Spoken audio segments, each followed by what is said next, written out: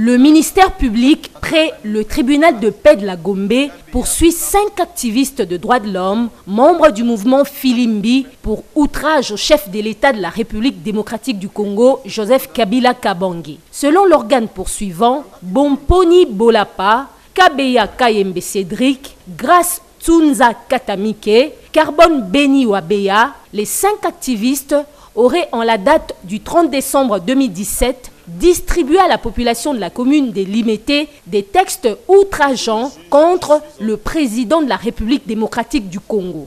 L'organe de la loi charge les 5 prévenus des faits d'outrage au chef de l'État. Il leur reproche d'avoir distribué des tracts qui auraient poussé la population au soulèvement lors des manifestations du 30 décembre dernier contre le régime en place. À l'audience précédente, les débats ont tourné sur des préalables soulevés par les conseils des prévenus, notamment les irrégularités liées à la détention de leurs clients.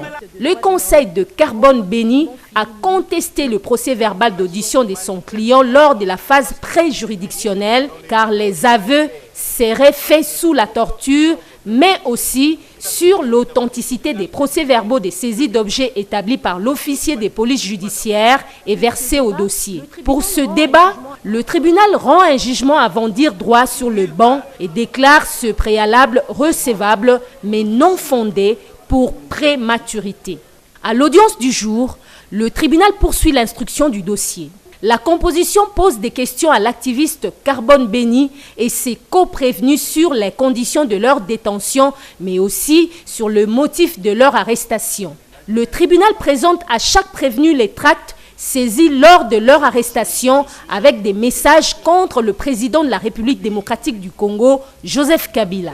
Les 4 activistes de droits de l'homme interrogés reconnaissent avoir agi dans le respect de la Constitution et ne reconnaissent pas être les auteurs des messages contenus dans les tracts qui leur sont présentés. Dans ces dépliants-là, il ressort des faits tels que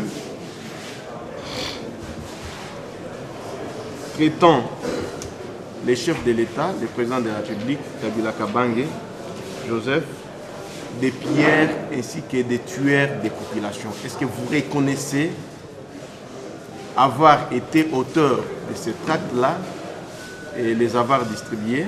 Je reconnais qu'en date du 30 décembre 2017, nous avions reproduit le message du CLC. Les contenus de ces messages-là étaient lesquels? Le CLC, depuis un temps, est connu pour son combat pour le respect des lois dans notre pays.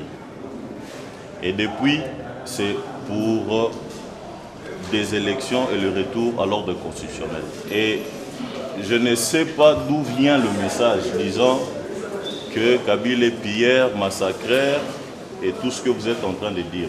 Déjà dans la matinée, nous étions dans la commune de Kalam, à l'Union médicale, en train de sensibiliser la population pour la marche qu'avait demandé le CLC pour effectivement demander à la classe politique d'appliquer intégralement l'accord de Saint-Sylvestre et de faire respecter la Constitution. Utilisant ces jours-là, je me permets de subdiviser ces tracts en 2 parties. La première partie, elle porte plutôt l'idée ou l'esprit de cet appel que nous avons fait. Mais contrairement à la deuxième partie. Donc en ces jours-là, nous avons, s'il faut dresser ou dégager une accointance entre ces tracts et le message que nous avons porté, c'est que nous avons appelé avec un message qui a demandé à la population de descendre effectivement dans la rue après nos messes, mais en marchant d'une manière pacifique pour, premièrement, demander pousser à la classe politique au respect de l'accord de Saint-Sylvestre, mais aussi au respect de la Constitution qui demandait à ce qu'à la fin de son mandat, le président Kabila puisse s'en. Les avocats continuent à contester le procès-verbaux de leurs clients car ceux-ci n'auraient pas bénéficié de leur droit d'être assistés lors de leur audition. Ce qui suscite un débat avec le ministère public. Il est important pour nous d'insister et de revenir sur le fait que dès le départ, nous avons souligné le caractère irrégulier des procès-verbaux sur lesquels votre vice-tribunal tribunal est en train de se soutenir, de s'inspirer pour poser des questions à nos clients. Nous rappelons, Monsieur le Président, que nous avions déjà rappelé que Madame la greffière est en train d'acter tout ce que les prévenus sont en train de dire. Je crois qu'il y a un moment, et le moment venu, chacun des prévenus ou les collectifs des conseils qui défendent le prévenu présenteront ces moyens de défense. Et ce moment-là, c'est la plaidoirie. Mais ici, lorsqu'ils reviennent sur ces caractères irréguliers des actes, en l'occurrence les procès-verbaux établis par l'ANR, mais Monsieur le Président, vous n'allez pas prêter oreille parce qu'ils savent la procédure à engager pour attaquer les actes irréguliers. L'audience continue. Le tribunal poursuit son instruction et interroge les prévenus Tunza Tatamika Grace. Celui-ci, irrité, confirme avoir réclamé le respect de la Constitution dans le cadre de ses activités comme militant des droits de l'homme, mais rejette les accusations portées contre lui sur les injures proférées contre le chef de l'État congolais Joseph Kabila Kabange. Celui-ci relève également qu'un des membres du mouvement Filimbi, Dickson Dikassa, arrêté avec eux, serait libéré, selon lui, dans des conditions suspectes. Moi, Grace Tunza, étudiant en deuxième année de licence, avant de poser un acte, j'ai réfléchi d'abord sur les caractères infractionnels de l'acte que je vais poser. Je n'ai jamais, moi, qualifié le président de la République, M. Kabila, d'un pilleur, d'un massacreur. Par voie de conséquences, je devais mobiliser les citoyens congolais, le peuple congolais en général, pour réclamer le respect de l'accord du 31 décembre et le respect de la Constitution consenti par l'ensemble de la population en République démocratique. Où étiez-vous en date du 30 décembre 2017? J'étais d'abord à la maison et vers 5h30, je devais aller chez un ami qui a été manipulé bien sûr par le régime de Kabila pour aller sensibiliser l'ensemble de la population autour des messages de l'accord du 31 décembre que moi je reconnais très bien. Un ami manipulé? Oui, bien sûr, il a été arrêté avec nous dans les mêmes circonstances d'état de lié. Où est-il? Dickson Boni Dikassa. Le ministère public, pour sa part, continue à soutenir que les prévenus ont tous agi en participation criminelle et ne démontrent pas leur non-culpabilité aux faits qui leur sont reprochés. Ils ont noir sur blanc soutenu qu'il n'y avait pas de tract parce qu'ils sont spécialistes, ils savent qu'en tant que mouvement citoyen, lorsque l'on voudrait sensibiliser, l'on procède par jeter certains communiqués communément appelés tracts. Pour eux, parce que Carbone vient de soutenir que ce n'était pas les tracts, ils appellent ça communiqué. Or, dans sa déposition, il a dit que nous étions en train de relayer les messages ou les communiqués des laïcs catholiques en ce qui concernait la marche qui devait avoir lieu. Après cet avis, le tribunal poursuit l'instruction. Les activistes du mouvement Filimbi continuent à soutenir avoir agi dans le seul respect de la Constitution. Qui est par devant vous, avec les termes tels que Joseph Kabila, massacreur des populations, et Pierre des ressources, de nos ressources.